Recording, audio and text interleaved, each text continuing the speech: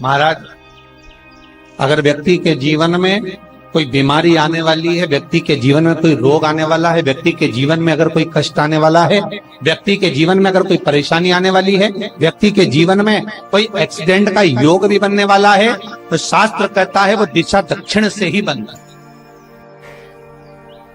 ये दक्षिण जो दिशा है ये यम की दिशा। यहां संपूर्ण परिवार के साथ यमराज अपने आनंद में निवास करते हैं। पूरे घर में वास्तु के हिसाब से केवल एक दीवार ऐसी होती है जहां पर हनुमान जी का चित्र लगाया जाए। चाहे तुम पर्वत उठाने वाला चित्र लगाओ हनुमान जी का, चाहे बैठे हुए लगाओ, चाहे रामायण पढ़ने वाला लगाओ, चाहे लंका दहन करने वाला लगाओ, चाहे राम नाम जपने वाला लगाओ, चाहे लक्ष्मण को संजीवनी देने वाला लगाओ, चाहे मौन मुद्रा में लगा दो, चाहे स्तुति में लगा दो, चाहे भजन में लगा दो। हनुमान जी का कोई भी चित्र लगता है तो ना पूरब में लगेगा, ना पश्चिम में लगेगा, ना दक्षिण में लगेगा। हनुमान जी का अगर चित्र लगता है तो उत्तर की दीवार में दक्षिण को देखते हुए लगता, केवल एक ही स्थान। जैसे पूर्वजों के चित्र को, पितरों के चित्र को, गए हुए हमारे जीवों के चित्र को दक्षिण में विराजमान किया जाता है, उसी तरह हनुमान को उत्तर में विराजमान कर कर दृष्टि दक्षिण में कर दी।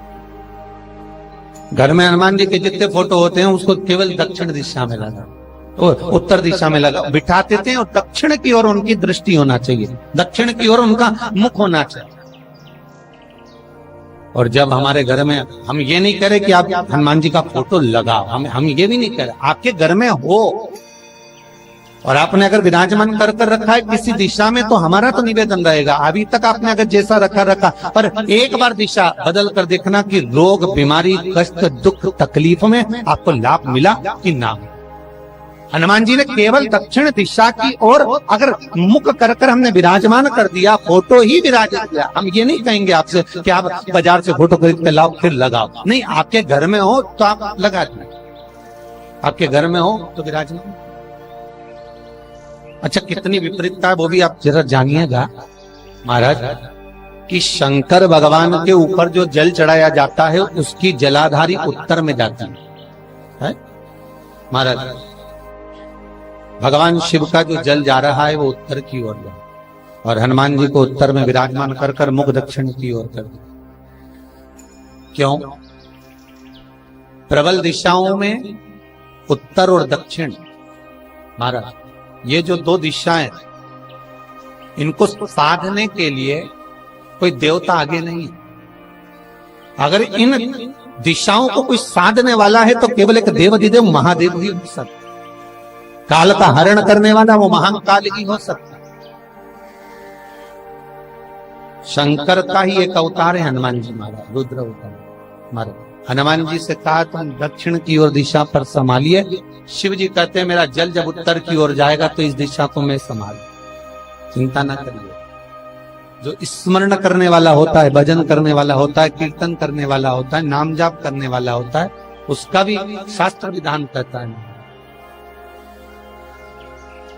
उसका भी व्याख्यान वर्णन करता है कि जैसे एक दिशा के रूप में हनुमान जी महाराज को विराजमान कर कर दक्षिण की दिशा पर हम विजय, अर्थात रोग पर, बीमारी पर, कष्ट पर, तकलीफ पर हम विजय प्राप्त कर सकते। ऐसा नहीं कि ऐसा कोई रोग नहीं जिसकी दवा नहीं है।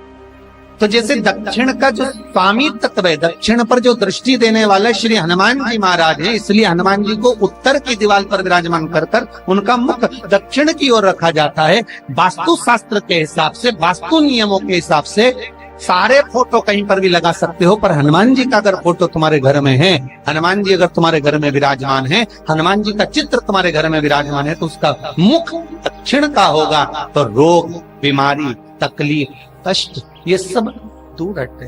फिर निवेदन करूंगा,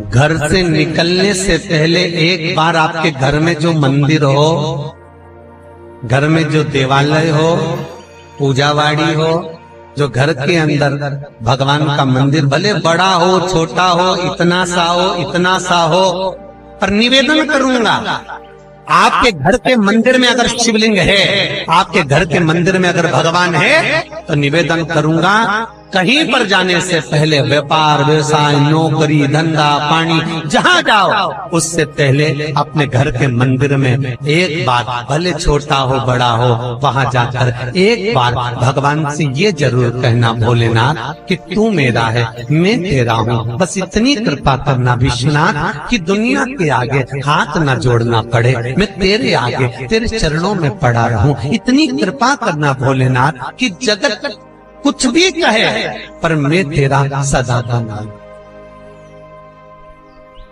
तू मेरा मैं तेरे, बस इतनी कृपा कर। बाबा निभा देगा। शंकर पर अगर विश्वास है तो शंकर निभा देगा। बहुत ऊंचा नहीं है वो कहीं बहुत ऊंचाई पर नहीं रहता। यही कैलाश पर, यही शमशान में, इसी भूमंडल पर, इसी पृथ्वी पर मेरा शिव रहता। बाजार से आओ, घर से, दुकान से आओ, फिर बाबा के पास जाओ, फिर भोलेनाथ के सामने, फिर अपने मंदिर में सोने से पहले फिर विनती करना, मैं तेरा तू। घर से निकलो, कोई काम के लिए जा रहे हो, ऐसा लग रहा है कि होगा कि नहीं होगा, मेरा निवेदन है एक बार भोलेनाथ से कहकर जरूर जाओ, एक बार बाबा विश्वनाथ से कहकर जरूर, मेरे करुणा सागर, मेरे त्रिकालदर्शी, मेरे कैलाशी, मेरे अविनाशी से बोलकर जरूर जाना, सफल होगा।